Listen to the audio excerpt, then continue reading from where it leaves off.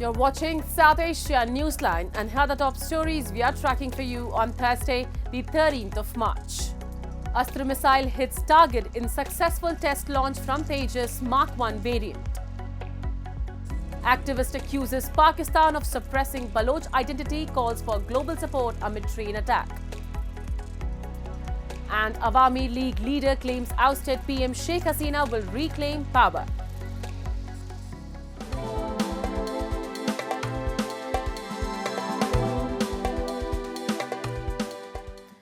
And now for all the details. In a significant boost to India's defence capabilities, the Aeronautical Development Agency successfully conducted a test launch of the indigenously developed Astra Beyond Visual Range air-to-air missile from the LCA-AF Mark 1 prototype fighter aircraft. The test took place on March 12th off the coast of Chandipur, Odisha, and saw the missile scoring a direct hit on a flying target, meeting all mission objectives. According to the Ministry of Defence, all missile subsystems performed accurately, marking a successful demonstration of its capabilities. Developed by the Defence Research and Development Organization, the Astra missile can engage enemy targets over a range of 100 km. Equipped with advanced guidance and navigation systems, it boasts precision strike capabilities, enhancing the Indian Air Force's combat strength. The missile has already been inducted into the IAF arsenal. Moving on, the Baloch Liberation Army's attack on the Jafar Express has reignited tensions in Balochistan. Activist Hakeem Baloch has urged the international community to acknowledge their demands rather than accepting Pakistan's narrative at face value. A report. Activist Hakeem Baloch, the focal person of the Baloch National Movement's Foreign Committee, has reiterated that the Baloch Liberation Movement will persist until Pakistan ends its control over Balochistan, as he emphasized that the international community must base its stance on facts rather than blindly accepting Pakistan's lies over the attack on the Jafar Express. He said the train attack by the Baloch Liberation Army was a strategic move to send a message to the world that the Baloch are resisting military operation. He further accused Pakistan of using military force instead of engaging in dialogue and responding to BLA's demand for a prisoner exchange, which he warned will only escalate the resistance. The activist also criticized foreign diplomats for condemning the attack, while ignoring Baloch demands for the release of political prisoners. I want to raise a point as well that I've seen that many international high commissioners, especially the European high commissioners, the High Commissioner of the United States and the EU Commission in Pakistan, Islamabad, has condemned the attack. And in that attack, they are asking for the hostage releases, but they're ignoring the fact that the Baloch Liberation Army has put forwarded a statement where they are also demanding for the Baloch prisoners who are illegally detained, who are illegally, abducted without any proper cause, without any proof against them. They should be bring in front. They should be released. The situation remains tense in Balochistan, with ongoing clashes and heightened military activity in the region. As the conflict unfolds, the Baloch movement continues to push for international recognition of its demands. A recent congressional briefing in Washington has exposed Pakistan's systematic persecution of Hindus, Christians and other minority groups, with former Pakistani cricketer Danish Kaneria delivering a powerful testimony. Here's the full report.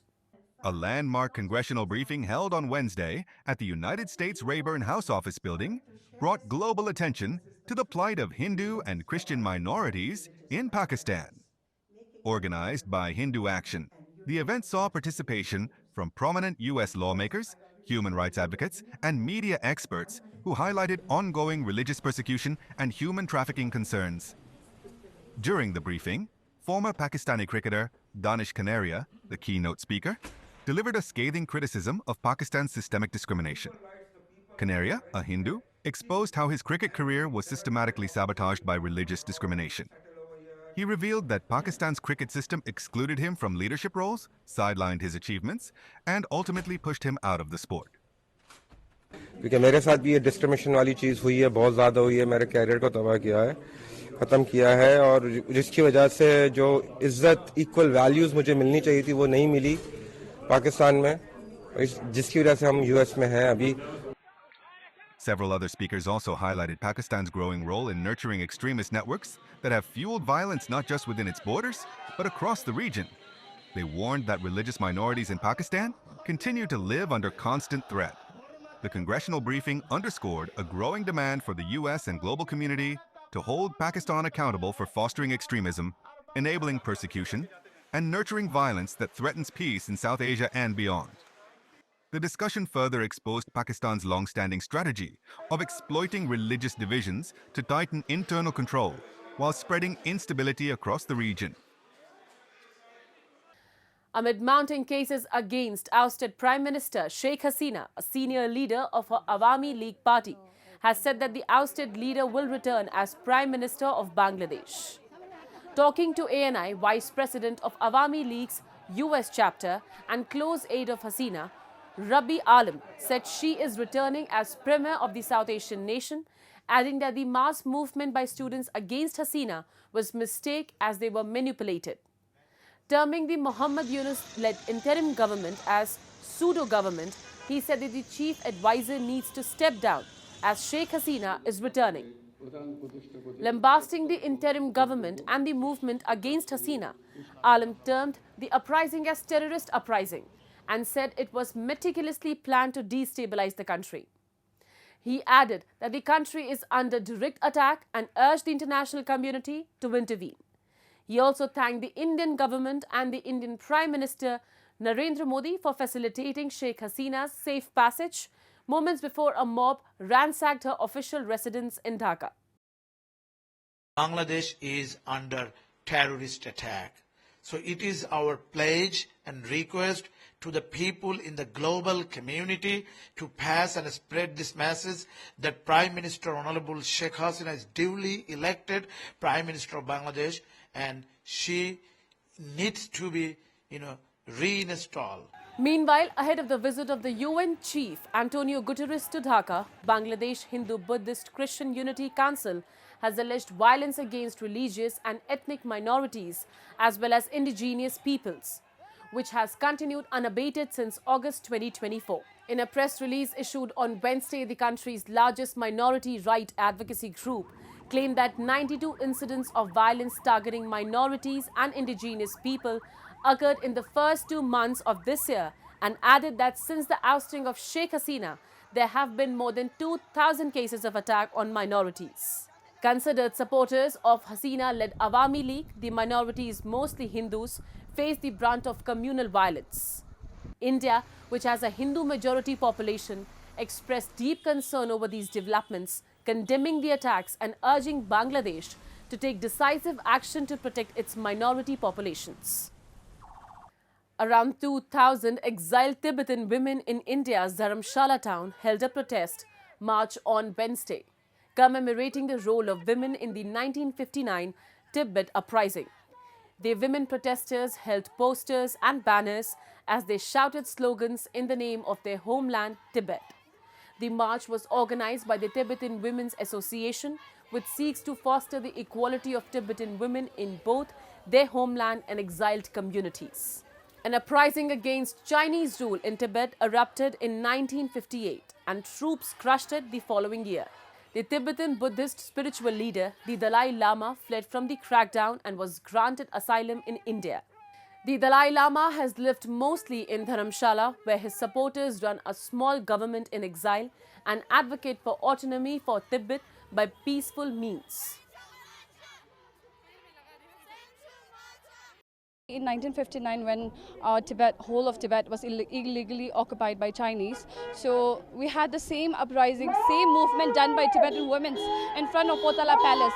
So we are commemorating that, and we have been protesting since 1959. It's been the 66th year this year now. Our demand is very clear to ask help from the international organizations and the governments to free Tibet. Hundreds of widows in India's holy town of Vrindavan mark the Hindu festival of colours, Holi, with bright coloured dyes and flowers on Wednesday. The widows wearing white played games and threw petals and powdered dyes at each other. In traditional Indian Hindu society, women who have lost their husbands are considered unlucky and face social discrimination. In many parts of India, widows are not permitted to celebrate Holi or participate in other festivals. Vrindavan is considered to be a holy city in India and attracts many widows who can receive support there from non-governmental organizations. The festival of Holi heralds the beginning of spring and will be officially celebrated on March 14th this year.